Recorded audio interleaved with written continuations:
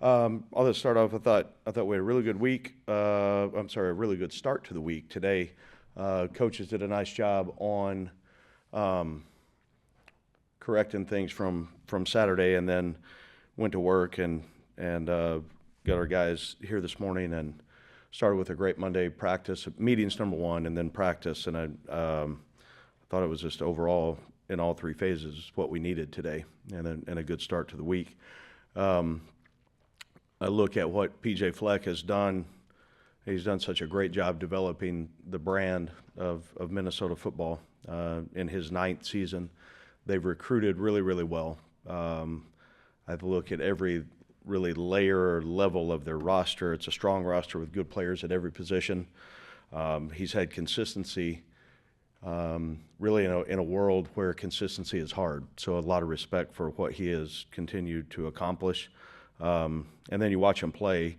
I'm impressed, number one, with what they do schematically, really in all three phases. They've got playmakers all over the field on both sides of the ball.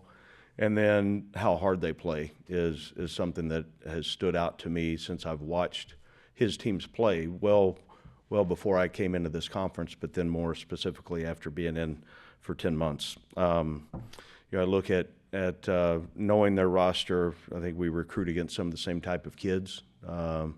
Drake Lindsey, their quarterback, I've known for years and years and years. Close family friends with he and his family from Fayetteville, Arkansas. His dad, John David, was a great player as well years ago, and I think his grandfather, Jim Lindsey, played for the Minnesota Vikings for a number of years. So there's some connections, and there always is as you get into this game for a number of years. But I think it starts offensively with him. He's a complete player, plays extremely smart. He's got a huge arm. I know what type of competitor he is. And then you look at them defensively and the way they play, aggressive, assignment sound, and play extremely hard. So they're 3-2, and it'll be a night game in conference play at their place. And what a great environment and what a great night for college football.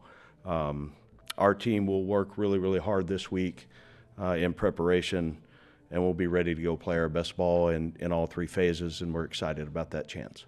So. Can you kind of go into more detail on that, just how that connection with the Lindsey family? And yeah, we lived in Fayetteville, Arkansas for 3 years. My son and Garrett and Drake became buddies. They were on the same team, and so Drake was the quarterback before him. And then when we moved to town there, the Lindseys have one of the largest real estate companies in that area of the country, and got to know John David through that. Just to follow up on Saturday, did you get an update on Jalen St. John and how long? Yeah, he was limited today for any work that we did. We'll know a lot more tomorrow. I do think Jalen's a fast healer on what I've seen before. So, hopefully get some work in tomorrow, extended work, and kind of see where it's at. There's a difference in getting back in all these injuries, getting back and being cleared, but are you cleared to play at the level you need to, in this type of game? So we'll get a pretty good indicator tomorrow on that. Just how important does it feel to replicate what the running game did last week in order for this offense to reach a ceiling that it seems like it's still kind of striving for? Yeah, I think it's so important. And you look at, missed opportunities. If we would have been able to connect on some of those, what could have been. But again, like I said, Saturday, I've got to quit talking about, what might have been, what could have been, what we left out there. But the run game, that will help everything out. And, we've had multiple guys that step in and played the other day. I thought, Maccabee's running like he is. He's extremely tough, and he's a great competitor. And then Antonio stepped in and obviously had a big-time role for us the other day. So I think that's going to continue to grow for what we're doing. And then, they were big the other day in protection as well, the running backs I'm talking about. So we got to be able to run the ball. I've said that from day one, and I think, Saturday was a step in the right direction for that. Barry, Josh was talking about the receivers, and I had asked about having several different guys step up. Kind of each game, it's been a different receiver that's been the standout, and Corey Smith with his big one the other day. And he said, we need somebody to step up and be consistent and kind of put up those numbers every week. How do you get to that to where there's almost like a guy who's feared by the other defense that opens things up for everybody. I think you've got to prove that on game day, but then before that, you've got to prove it in your habits throughout the week, and continue to believe and think, and we're always going to be in a position that I really don't care what the jersey number is. You're going to get the opportunities that you create for yourself, and I think Corey has gotten better every single week. I think that there's guys that also continue to make plays, but we're going to have to make consistent plays, and how important that is, and that's going to take a room full of guys. And I don't know that we're going to have just one guy that you go in each and every week on, hey, this is the guy of the week. It's going to kind of come within what we design throughout the week, and then they're going to earn the number of reps they get. You being a former linebacker and a defensive coordinator, being a defensive guy, is maybe the frustrating thing is the offense seems like it's played well enough to win these last 3 weeks, and you've got 3 losses? Well, I think you look at, I don't know that we played, Notre Dame beat us. I mean, I don't know how, they beat us. So the other 2 losses, credit to Southern Cal and credit to Illinois, they also beat us. So can we play consistent football, winning football in all 3 phases? And it takes all 3. The early fumble that we had on the reception that Mike Jack got it punched out, that was, at that point, you go score and you're 14-3, and then things are a little bit different, but that's not reality. So dealing in truth and honesty and reality, all 3 phases have to get better, and we got to play smarter, complementary football. You mentioned this being a night game, and because of some ill-timed weather delays, it'll be your 4th night game really this season. Is there something to be said about experience playing under the lights and having done it now, I guess, 4 times in 6 games? Yeah, I think you look, the chance to be at an away game, and then, the opportunities that presents for you, throughout the week to, you buy a couple more hours, honestly, the way I look at it. And, we get a chance to travel, and then we can travel 74 guys. So getting those 74 guys game ready, and then how do you, the Friday evening meetings and the walkthroughs, and then Saturday throughout the day on doing everything you can to get in position when the ball's kicked off, to be able to play under the lights. I think any of our players would say that they're excited about playing under the lights. They really like that part of the games, and we got to plan for what our Saturday looks like in the hotel, to spend as much time in the prep world as we can, give them a little bit of downtime, but also just trying to do everything we can to play our best ball.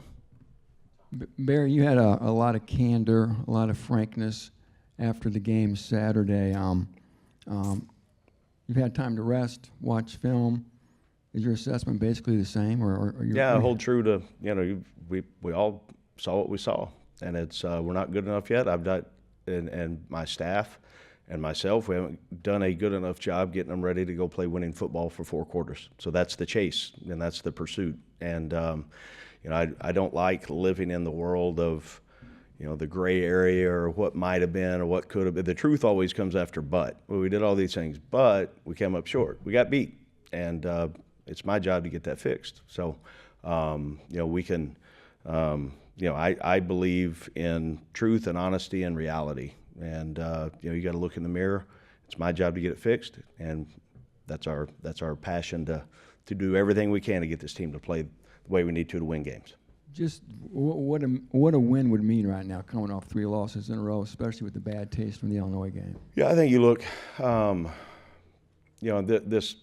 I'm not trying to be coach talk with this, but it also, I want to move past the last game. You learn from your experiences, but if we're sitting there letting that, spend any time other than the lessons learned from that game, if we're spending any more wasted energy on that, that's not. I don't think that's healthy for, what a team and a competitor and a staff is supposed to do. So now you can't just say, hey, it's okay, we'll go get the next one, because you've got to take those experiences that you had, the good things, and then the bad things that cost us to not play winning ball, and you've got to correct them. So I use that more as the motivation than coming off a defeat. What's the mood of the team right now? I mentioned we had a really good start to, we don't see them on Sunday, so, that's the players' day off, that's required by rules. So, they had, they were in the training room and obviously academic responsibilities. So Monday morning is really our first time to have the team together. And, I thought, there were, you can judge emotions a number of different ways: body language, feelings, communication. And the indicators for me on once we got in meetings, out of meetings, onto the practice field, we looked like a team that was hungry to go play better ball. Is going on the road maybe, does that come at good times for teams, sort of a circle the wagons mentality, get out of town? Oh, I don't know. I love playing in Ross-Ade. I think there's magic in that stadium, and we're going to eventually show it. We didn't the other night or the other day, but man, I like everything about playing at home. I think it's one of the great environments in college football. So you look at now the opportunity to go on the road, and we'll use it in a way that is us against everybody. I think that's one thing that most teams do when you go on the road, especially in conference, how important that is to approach it with the right mentality. Can you give us any update on Tony Grimes? He practiced today, so I would, as long as he's able to go practice tomorrow, I would say he would be ready to participate. Any other questions for Coach? All right. We good, guys? Thanks. Have a great week.